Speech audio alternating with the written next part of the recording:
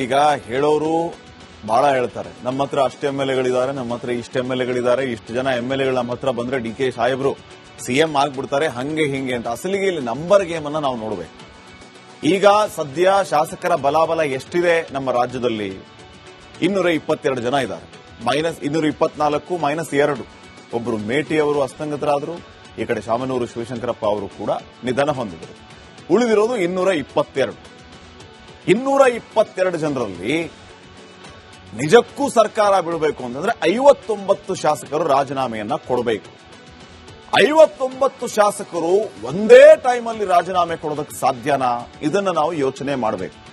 ಈಗ ಹೇಳ್ತಾರಲ್ಲ, ನಾವು ಸರ್ಕಾರ ಬೀಳಿಸ್ಬಿಡ್ತೀವಿ, ಹಂಗ್ ಮಾಡ್ತೀವಿ, ಹಿಂಗ್ ಮಾಡ್ತೀವಿ. 59 MLA-ಗಳು ರಾಜೀನಾಮೆ ಕೊಡಬೇಕಪ್ಪ. 59 MLA-ಗಳು ರಾಜೀನಾಮೆ ಕೊಡೋದಕ್ಕೆ ರೆಡಿ ಇದಾರ? ಯಾರು ರಾಜೀನಾಮೆ ಕೊಡಿಸೋರು? ಯಾವ ನಾಯಕನನ್ನು ನಂಬಿ 59 ಜನ ಶಾಸಕರು ರಾಜೀನಾಮೆಯನ್ನ ಕೊಡ್ತಾರೆ? ಇದನ್ನು ಕೂಡ ನಾವು ಗಮನಿಸಬೇಕಾಗುತ್ತೆ. 59 ಜನ ರಾಜೀನಾಮೆಯನ್ನ ಕೊಟ್ರೆ 163 ಜನ MLA-ಗಳು ಉಳಿತಾರೆ. 163 ಜನ MLA-ಗಳು ಉಳಿದ್ರೆ ಬಹುಮತಕ್ಕೆ ಬೇಕಾಗುವಂತಹ ಶಾಸಕರ ಸಂಖ್ಯೆ ಎಷ್ಟಾಗುತ್ತೆ ಅಂತಂದ್ರೆ 81ರಿಂದ 82. ಈ 81ರಿಂದ 82 ಸಂಖ್ಯೆಯನ್ನೇ ನಾವು ಗಮನದಲ್ಲಿ ಇಟ್ಕೊಂಡು ನೋಡಿದರೆ 59 ಶಾಸಕರನ್ನು ಹೊರಗಿಟ್ಬಿಡ್ರಪ್ಪ ನೀವು. 81 ಜನ ಬೇಕಾಗುತ್ತೆ. ಆ 81 ಜನ ಸದ್ಯಕ್ಕೆ ಬಿಜೆಪಿಯಲ್ಲಿದ್ದಾರೆ. ಬಿಜೆಪಿ ಜೆಡಿಎಸ್ ಸೇರಿದ್ರೆ 81 ಆಗುತ್ತೆ. ಕಾಂಗ್ರೆಸ್ನಲ್ಲಿ 80 ಜನ ಉಳಿತಾರೆ. ಬಹುಮತಕ್ಕೆ ಬೇಕಾಗೋದು 81. ಇದು ಸಾಧ್ಯ ಏನ್ರಿ? 59 ಜನರು ಕ್ಷೇತ್ರಗಳಿಗೆ ಬೈ ಎಲೆಕ್ಷನ್ ಆಗತ್ತೆ. ಅವಾಗ ಎಷ್ಟು ಜನ ಗೆಲ್ತಾರೆ, ಎಷ್ಟು ಜನ ಗೆಲ್ಲಲ್ಲ? ಬಹಳ ದೂರದ ಲೆಕ್ಕ ಇದು. ಹಿಂಗಾದರೆ ಅನ್ನುವಂಥ ಲೆಕ್ಕಾಚಾರವನ್ನು ನಿಮ್ಮ ಮುಂದೆ ಇಡ್ತಾ ಇದ್ದೀವಿ.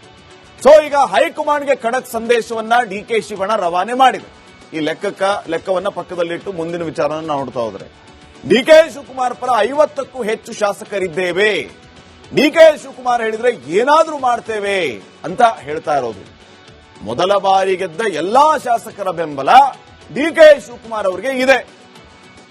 ಈ ಸ್ಫೋಟಕ ಹೇಳಿಕೆಯನ್ನ ಕೊಟ್ಟಿದ್ದು ಶಾಸಕ ಶಿವಗಂಗಾ ಬಸವರಾಜ್. ಮೊದಲ ಸಲ ಗೆದ್ದವರು 60ಕ್ಕೂ ಹೆಚ್ಚು ಜನ ಇದ್ದೀವಿ. ಇವರೆಲ್ಲರೂ ಶಿವಕುಮಾರ್ ಪರವಾಗಿದ್ದಾರೆ. ಕರ್ನಾಟಕದಲ್ಲಿ ಈ ಬಾರಿ ಮೊದಲ ಬಾರಿ ಗೆದ್ದವರು 61 ಜನ. 61 ಶಾಸಕರ ಪೈಕಿ 28 ಶಾಸಕರು ಕಾಂಗ್ರೆಸ್ ಪಕ್ಷದಿಂದ ಆಯ್ಕೆಯಾದರು. ಮೊದಲ ಬಾರಿ ಗೆದ್ದ 2 ಪಕ್ಷೇತರರಿಂದ ಕಾಂಗ್ರೆಸ್ಗೆ ಬೆಂಬಲವನ್ನ ನೀಡಲಾಗಿದೆ. DK ಶಿವಕುಮಾರ್ CM ಆಗಬೇಕು ಅಂದ್ರೆ ಕೇವಲ 30 ಶಾಸಕರ ಬಲ ಸಾಲೋದಿಲ್ಲ. ಈ ಕಿತ್ತಾಟವನ್ನ ಕಂಡು ಒಳಗೊಳಗೆ ದೋಸ್ತಿ ಪಡೆ ಖುಷಿ ಪಡ್ತಾ ಇದೆ ಬಿಜೆಪಿ ಮತ್ತೆ ಜೆಡಿಎಸ್. ಯಾಕೆ 59 ಶಾಸಕರು ರಾಜೀನಾಮೆಯನ್ನು ಕೊಟ್ರೆ ನಮ್ದೇ ಸರ್ಕಾರ ಅನ್ನುವಂತ ಲೆಕ್ಕ. ಆದ್ರೆ ಕೊಡ್ತಾರಾ? No way. ಕನಸು ಮನಸ್ಸಿನಲ್ಲೂ ಸದ್ಯ 2028ರವರೆಗೆ ದೋಸ್ತಿ ಸರ್ಕಾರ ಅಂತೂ ಅಧಿಕಾರಕ್ಕೆ ಬರಲ್ಲ. ಇವ್ರು ಅಷ್ಟು ಜನ MLA-ಗಳು ರಿಸೈನ್ ಮಾಡಬೇಕು ಫಸ್ಟ್. ಇವ್ರು ರಿಸೈನ್ ಮಾಡಿದಾಗ ಸಿಂಗಲ್ ಲಾರ್ಜೆಸ್ಟ್ ಪಾರ್ಟಿ ಅಂತ ಕ್ಲೇಮ್ ಮಾಡ್ಕೊಂಡು ಇವರು ಅಧಿಕಾರಕ್ಕೆ ಬರೋದಕ್ಕೆ ರಾಜ್ಯಪಾಲರ ಕದ ತಟ್ಟಬೇಕು. ದೋಸ್ತಿ ಸರ್ಕಾರ ಬರಬೇಕು ಅಂದ್ರೆ ಮ್ಯಾಜಿಕ್ಕೇ ಆಗ್ಬೇಕು. 59 ಶಾಸಕರ ರಾಜೀನಾಮೆ ಕೊಡಿಸೋ ನಾಯಕ ಯಾರೂ ಇಲ್ಲ. ಯಾರನ್ನು ನಂಬ್ಕೊಂಡು 59 ಜನ ಬರೋದಿಲ್ಲ. ಸರ್ಕಾರ ರಚಿಸುವ ಆಸೆ ಹೊತ್ತ ಬಿಜೆಪಿಯಲ್ಲಿಯೇ ಗೊಂದಲಗಳಿದೆ. ಅಲ್ಲಿರುವಂತಹ MLA-ಗಳನ್ನೇ ಉಚ್ಚಾಟನೆ ಮಾಡ್ತಾ ಇದ್ದಾರೆ. ಅವರು ಮನೆ ಕಳಿಸ್ತಾ ಇದ್ದಾರೆ ಒಬ್ಬೊಬ್ಬರನ್ನೇ. ಇನ್ನು ಯಾರು ಇದ್ದುಕೊಂಡು ಪಕ್ಷ ಸಂಘಟನೆ ಮಾಡ್ತಾರೆ, ಯಾರು ಇದ್ದುಕೊಂಡು ಆ ಪಕ್ಷವನ್ನು ಅಧಿಕಾರಕ್ಕೆ ತರ್ತಾರೆ ಅನ್ನುವಂಥದ್ದೇ ಬಿಗ್ ಕ್ವಶನ್ ಮಾರ್ಕ್ ಇದೆ. ಬಸನಗೌಡ ಪಾಟೀಲ್ರನ್ನ ಮನೆ ಕಳಿಸಿದ್ರು, ಶಿವರಾಮ್ ಹೆಬ್ಬಾರನ್ನ ಉಚ್ಚಾಟನೆ ಮಾಡಿದ್ರು, ಸೋಮಶೇಖರನ್ನ ಉಚ್ಚಾಟನೆ ಮಾಡಿದ್ರು. ಅವರೆಲ್ಲೇ ಗೊಂದಲ ಇದೆ.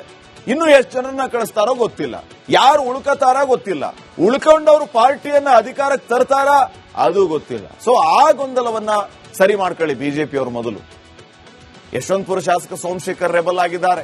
ಯಲ್ಲಾಪುರದ ಶಿವರಾಮ್ ಹೆಬ್ಬಾರ್ ಕೂಡ ರೆಬಲ್ ಆಗಿದ್ದಾರೆ. ಇಬ್ಬರನ್ನು ಪಕ್ಷದಿಂದ ಹೊರ ಹಾಕಿದೆ ಈಗಾಗಲೇ ಬಿಜೆಪಿ. ಈ ಕಡೆ ಬಸನಗೌಡ ಪಾಟೀಲ್ ಯತ್ನಾಳ್. ಕಾಂಗ್ರೆಸ್ ಬಳಗದಲ್ಲಿ ಈ ಇಬ್ಬರು ಶಾಸಕರಿಗಾಗಲೇ ಗುರುತಿಸಿಕೊಂಡಾಗಿದೆ, ಹೆಬ್ಬಾರ್ ಮತ್ತೆ ಸೋಮಶೇಖರ್. ಸೊ ಇಷ್ಟೆಲ್ಲ ಗೊಂದಲಗಳ ಮಧ್ಯೆ ಬಿಜೆಪಿ ಅಧಿಕಾರಕ್ಕೆ ಬರಬೇಕು ಅಂತಂದ್ರೆ ಪವಾಡವೇ ಆಗ್ಬೇಕು. ಆ ರೀತಿಯ ಪವಾಡ ಆದಾಗ ಮಾತ್ರ ಬಿಜೆಪಿ ಅಧಿಕಾರಕ್ಕೆ ಬರುತ್ತೆ. ಮೊದಲು ಈ ಗೊಂದಲಗಳನ್ನ ಅವರು ಸರಿಪಡಿಸ್ಕೊಳ್ಳಿ.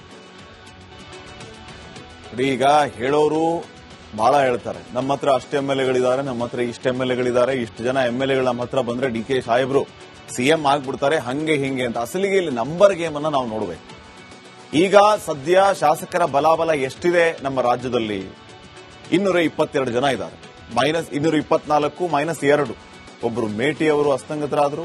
ಈ ಕಡೆ ಶಾಮನೂರು ಶಿವಶಂಕರಪ್ಪ ಅವರು ಕೂಡ ನಿಧನ ಹೊಂದಿದರು. ಉಳಿದಿರೋದು 222. 222 ಜನರಲ್ಲಿ ನಿಜಕ್ಕೂ ಸರ್ಕಾರ ಬೀಳಬೇಕು ಅಂತಂದ್ರೆ 59 ಶಾಸಕರು ರಾಜೀನಾಮೆಯನ್ನ ಕೊಡಬೇಕು. 59 ಶಾಸಕರು ಒಂದೇ ಟೈಮಲ್ಲಿ ರಾಜೀನಾಮೆ ಕೊಡೋದಕ್ಕೆ ಸಾಧ್ಯನಾ? ಇದನ್ನ ನಾವು ಯೋಚನೆ ಮಾಡಬೇಕು. ಈಗ ಹೇಳ್ತಾರಲ್ಲ, ನಾವು ಸರ್ಕಾರ ಬೀಳಿಸ್ಬಿಡ್ತೀವಿ, ಹಂಗ್ ಮಾಡ್ತೀವಿ, ಹಿಂಗ್ ಮಾಡ್ತೀವಿ. 59 MLAಗಳು ರಾಜೀನಾಮೆ ಕೊಡಬೇಕಪ್ಪ. 59 MLAಗಳು ರಾಜೀನಾಮೆ ಕೊಡೋದಕ್ಕೆ ರೆಡಿ ಇದಾರ? ಯಾರು ರಾಜೀನಾಮೆ ಕೊಡಿಸೋರು? ಯಾವ ನಾಯಕನನ್ನು ನಂಬಿ 59 ಜನ ಶಾಸಕರು ರಾಜೀನಾಮೆಯನ್ನ ಕೊಡ್ತಾರೆ? ಇದನ್ನು ಕೂಡ ನಾವು ಗಮನಿಸಬೇಕಾಗುತ್ತೆ. 59 ಜನ ರಾಜೀನಾಮೆಯನ್ನ ಕೊಟ್ರೆ 163 ಜನ MLAಗಳು ಉಳಿತಾರೆ.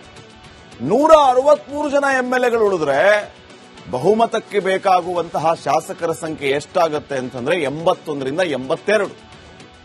ಈ 81ರಿಂದ 82 ಸಂಖ್ಯೆಯನ್ನೇ ನಾವು ಗಮನದಲ್ಲಿ ಇಟ್ಕೊಂಡು ನೋಡಿದರೆ 59 ಶಾಸಕರನ್ನು ಹೊರಗಿಟ್ಬಿಡ್ರಪ್ಪ ನೀವು. 81 ಜನ ಬೇಕಾಗುತ್ತೆ.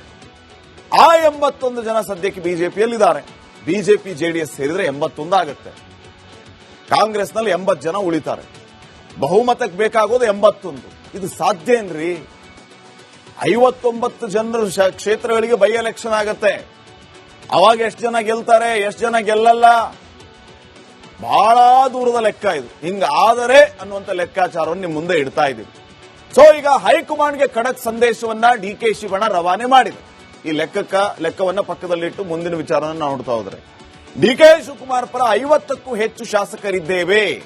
DK ಶಿವಕುಮಾರ್ ಹೇಳಿದ್ರೆ ಏನಾದ್ರೂ ಮಾಡ್ತೇವೆ ಅಂತ ಹೇಳ್ತಾ ಇರೋದು. ಮೊದಲ ಬಾರಿ ಗೆದ್ದ ಎಲ್ಲಾ ಶಾಸಕರ ಬೆಂಬಲ DK ಶಿವಕುಮಾರ್ ಅವರಿಗೆ ಇದೆ. ಈ ಸ್ಫೋಟಕ ಹೇಳಿಕೆಯನ್ನ ಕೊಟ್ಟಿದ್ದು ಶಾಸಕ ಶಿವಗಂಗಾ ಬಸವರಾಜ್. ಮೊದಲ ಸಲ ಗೆದ್ದವರು 60ಕ್ಕೂ ಹೆಚ್ಚು ಜನ ಇದ್ದೀವಿ. ಇವರೆಲ್ಲರೂ ಶಿವಕುಮಾರ್ ಪರವಾಗಿದ್ದಾರೆ. ಕರ್ನಾಟಕದಲ್ಲಿ ಈ ಬಾರಿ ಮೊದಲ ಬಾರಿ ಗೆದ್ದವರು 61 ಜನ. 61 ಶಾಸಕರ ಪೈಕಿ 28 ಶಾಸಕರು ಕಾಂಗ್ರೆಸ್ ಪಕ್ಷದಿಂದ ಆಯ್ಕೆಯಾದರು. ಮೊದಲ ಬಾರಿ ಗೆದ್ದ 2 ಪಕ್ಷೇತರರಿಂದ ಕಾಂಗ್ರೆಸ್ಗೆ ಬೆಂಬಲವನ್ನ ನೀಡಲಾಗಿದೆ. DK ಶಿವಕುಮಾರ್ ಸಿಎಂ ಆಗಬೇಕು ಅಂದ್ರೆ ಕೇವಲ 30 ಶಾಸಕರ ಬಲ ಸಾಲೋದಿಲ್ಲ. ಈ ಕಿತ್ತಾಟವನ್ನ ಕಂಡು ಒಳಗೊಳಗೆ ದೋಸ್ತಿ ಪಡೆ ಖುಷಿ ಪಡ್ತಾ ಇದೆ ಬಿಜೆಪಿ ಮತ್ತೆ ಜೆಡಿಎಸ್. ಯಾಕೆ 59 ಶಾಸಕರು ರಾಜೀನಾಮೆಯನ್ನ ಕೊಟ್ರೆ ನಮ್ದೇ ಸರ್ಕಾರ ಅನ್ನುವಂತ ಲೆಕ್ಕ. ಆದ್ರೆ ಕೊಡ್ತಾರಾ? No way. ಕನಸು ಮನಸ್ಸಿನಲ್ಲೂ ಸದ್ಯ 2028ರವರೆಗೆ ದೋಸ್ತಿ ಸರ್ಕಾರ ಅಂತೂ ಅಧಿಕಾರಕ್ಕೆ ಬರಲ್ಲ.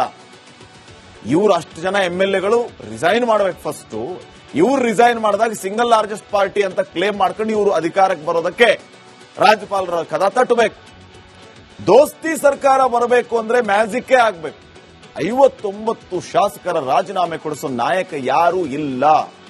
ಯಾರನ್ನು ನಂಬಿಕೊಂಡು 59 ಜನ ಬರೋದಿಲ್ಲ. ಸರ್ಕಾರ ರಚಿಸೋ ಆಸೆ ಹೊತ್ತ ಬಿಜೆಪಿಯಲ್ಲಿಯೇ ಗೊಂದಲಗಳಿದೆ. ಅಲ್ಲಿರುವಂತ MLAಗಳನ್ನೇ ಉಚ್ಚಾಟನೆ ಮಾಡ್ತಾ ಇದ್ದಾರೆ. ಅವರು ಮನೆ ಕಳಿಸ್ತಾ ಇದ್ದಾರೆ ಒಬ್ಬೊಬ್ಬರನ್ನೇ. ಇನ್ನು ಯಾರು ಇದ್ದುಕೊಂಡು ಪಕ್ಷ ಸಂಘಟನೆ ಮಾಡ್ತಾರೆ, ಯಾರು ಇದ್ದುಕೊಂಡು ಆ ಪಕ್ಷವನ್ನು ಅಧಿಕಾರಕ್ಕೆ ತರ್ತಾರೆ ಅನ್ನುವಂಥದ್ದೇ ಬಿಗ್ ಕ್ವಶನ್ ಮಾರ್ಕ್ ಇದೆ. ಬಸನಗೌಡ ಪಾಟೀಲ್ರನ್ನ ಮನೆ ಕಳಿಸಿದ್ರು, ಶಿವರಾಮ್ ಹೆಬ್ಬಾರನ್ನ ಉಚ್ಚಾಟನೆ ಮಾಡಿದ್ರು, ಸೋಮಶೇಖರ್ ಅನ್ನ ಉಚ್ಚಾಟನೆ ಮಾಡಿದ್ರು. ಅವರೆಲ್ಲೇ ಗೊಂದಲ ಇದೆ. ಇನ್ನು ಎಷ್ಟು ಜನರನ್ನ ಕಳಿಸ್ತಾರೋ ಗೊತ್ತಿಲ್ಲ, ಯಾರು ಉಳ್ಕತಾರ ಗೊತ್ತಿಲ್ಲ, ಉಳ್ಕೊಂಡವರು ಪಾರ್ಟಿಯನ್ನ ಅಧಿಕಾರಕ್ಕೆ ತರ್ತಾರ ಅದು ಗೊತ್ತಿಲ್ಲ. ಸೊ ಆ ಗೊಂದಲವನ್ನ ಸರಿ ಮಾಡ್ಕೊಳ್ಳಿ ಬಿಜೆಪಿ ಅವರು ಮೊದಲು. ಯಶವಂತಪುರ ಶಾಸಕ ಸೋಮಶೇಖರ್ ರೆಬಲ್ ಆಗಿದ್ದಾರೆ. ಯಲ್ಲಾಪುರದ ಶಿವರಾಮ್ ಹೆಬ್ಬಾರ್ ಕೂಡ ರೆಬಲ್ ಆಗಿದ್ದಾರೆ. ಇಬ್ಬರನ್ನು ಪಕ್ಷದಿಂದ ಹೊರ ಹಾಕಿದೆ ಈಗಾಗಲೇ ಬಿಜೆಪಿ. ಈ ಕಡೆ ಬಸನಗೌಡ ಪಾಟೀಲ್ ಯತ್ನಾಳ್. ಕಾಂಗ್ರೆಸ್ ಬಳಗದಲ್ಲಿ ಈ ಇಬ್ಬರು ಶಾಸಕರು ಈಗಾಗಲೇ ಗುರುತಿಸಿಕೊಂಡಾಗಿದೆ, ಹೆಬ್ಬಾರ್ ಮತ್ತೆ ಸೋಮಶೇಖರ್. ಸೊ ಇಷ್ಟೆಲ್ಲ ಗೊಂದಲಗಳ ಮಧ್ಯೆ ಬಿಜೆಪಿ ಅಧಿಕಾರಕ್ಕೆ ಬರಬೇಕು ಅಂತಂದ್ರೆ ಪವಾಡವೇ ಆಗ್ಬೇಕು. ಆ ರೀತಿಯ ಪವಾಡ ಆದಾಗ ಮಾತ್ರ ಬಿಜೆಪಿ ಅಧಿಕಾರಕ್ಕೆ ಬರುತ್ತೆ. ಮೊದಲು ಈ ಗೊಂದಲಗಳನ್ನ ಅವರು ಸರಿಪಡಿಸಿಕೊಳ್ಳಿ.